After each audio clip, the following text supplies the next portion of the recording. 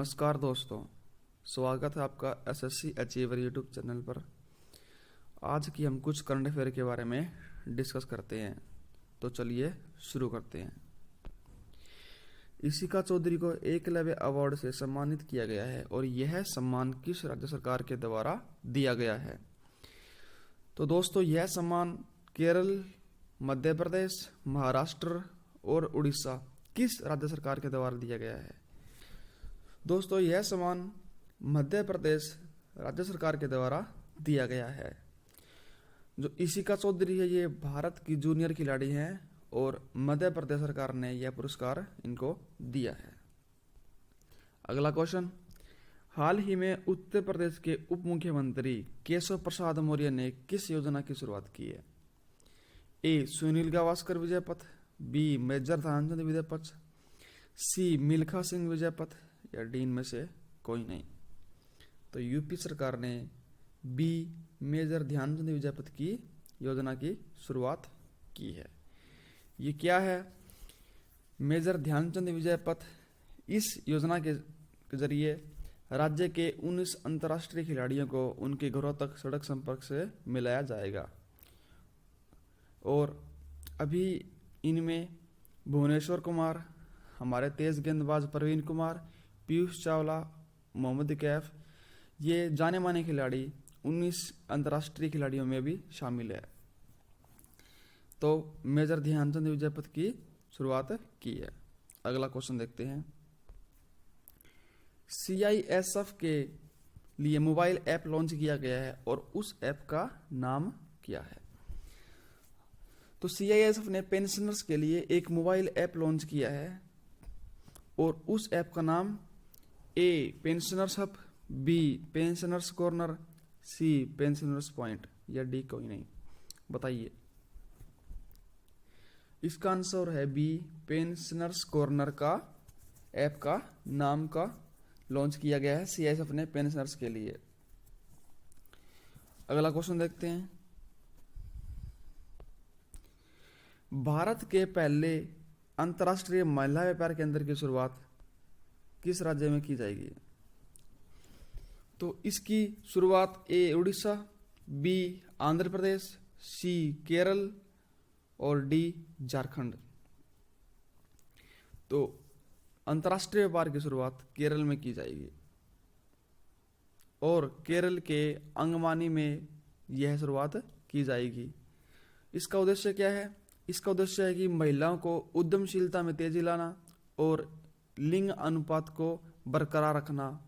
क्यों? केरल का लिंग अनुपात सबसे ऊपर है पूरे भारत में राज्यों के लिस्ट में, इसलिए इसको बढ़ावा दिया गया है और ये भारत का पहला अंतर्राष्ट्रीय महिला व्यापार केंद्र है, इसलिए ये क्वेश्चन बहुत इंपॉर्टेंट है। अगला क्वेश्चन, UPEIDA और 6 बैंकों ने बुंदेलखंड एक्सप्रेस वे के निर्माण के लिए समझौता किया। इन 6 बैंकों का नेतृत्व किस बैंक ने किया? UPEDA और 6 बैंक है जी। बैंकों के नाम bank of Baroda, union bank of India, bank of Maharashtra और यूको बैंक ने बुंदेलखंड एक्सप्रेस वे के निर्माण के लिए समझौता किया है और जो इसके नेतृत्व किया है, इसका नेतृत्व किया है बैंक ऑफ बड़ौदा ने। बैंक ऑफ बड़ौदा ने इसका नेतृत्व किया है। अगला क्वेश्चन देखते हैं। किस प्रसिद्ध गायिका का हाल ही में निधन हो गया? ए. आशा भोसले, बी. अलका सिंह, सी. अर्चना महंत या डी इनमें से कोई नहीं। तो दोस्तों, अर्चना महंत जी का हाल ही में भी निधन हो चुका है। प्रसिद्ध गायिका थी ये, इन्होंने बहुत गाने गाए हैं और अच्छे अच्छे गाने इन्होंने गाए हैं। अगला क्वेश्चन देखते हैं। हाल ही में किस बैडमिंटन स्टार ने संन्यास लिया? किस बैडमिंटन स्टार ने संन्यास लिया है? A. Ayaka Takahashi, B. Saina Nehwal, D. Sania Mirza या फिर डी कोई नहीं। दोस्तों,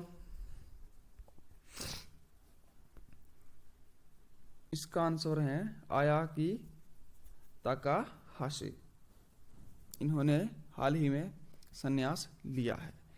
2016 की रियो डी जेनेरियो की गोल्ड मेडलिस्ट है ये, और इनकी जोड़ी है, बैडमिंटन खेलती तब इनकी जोड़ी है आयाकी ताकाहाशी और मिसाकी मत्सुतोमो। इन दोनों ने मिलकर 2016 में रियो डी जेनेरियो में गोल्ड मेडल जीता था, और इनकी जोड़ी बहुत प्रसिद्ध है, इसलिए इनकी जोड़ी का नाम है ताकामात्सु। इनकी प्रसिद्ध जोड़ी है, इनका नाम क्या है? ताकामात्सु। ताकामात्सु कहते हैं इस जोड़ी को। और अब ये हाल ही में खेल से संन्यास के लिए इन्होंने घोषणा कर दी है। अगला क्वेश्चन देखते हैं। भारत के सबसे सम्मानित क्रिकेट कोच वासु प्रांजपे पर एक पुस्तक जारी की गई है, उस पुस्तक का नाम क्या है? इस क्वेश्चन को डिस्कस मैंने 2 दिन पहले भी किया है, तो बताइए आप। A cricket coach, B cricket Drona, C cricket Dronacharya, और डी इनमें से कोई नहीं। तो इसका आंसर है क्रिकेट द्रोण। भारत के ये सबसे सम्मानित क्रिकेट कोच हैं, सबसे सम्मानित, वासु प्रांजपे। और ये पुस्तक वासु प्रांजपे के पुत्र जतिन प्रांजपे और आशुतोष घोष दोनों ने मिलकर इस पुस्तक को लिखने में मदद की है। और एक और इस पे इम्पोर्टेंट बात है, इस पुस्तक में सचिन तेंदुलकर, राहुल द्रविड़ और सुनील गावस्कर द्वारा लिखित निबंध भी है इसी पुस्तक के अंदर। और यह पुस्तक 2 सितंबर को लॉन्च होने वाली है, इसको 2 सितंबर को जारी कर दिया जाएगा। अगला क्वेश्चन देखते हैं। केरल के पहले ड्रैगन फ्लाई महोत्सव का नाम क्या रखा गया है? ए केरल ड्रैगन फ्लाई, बी थुम्बी महालोत्सवम, सी थुम्बी ड्रैगन फ्लाई, या फिर डी इनमें से कोई नहीं। केरल के पहले ड्रैगन फ्लाई महोत्सव का नाम थुम्बी महालोत्सव रखा गया है, और इसका पूरा नाम है थुम्बी महालोत्सव 2020।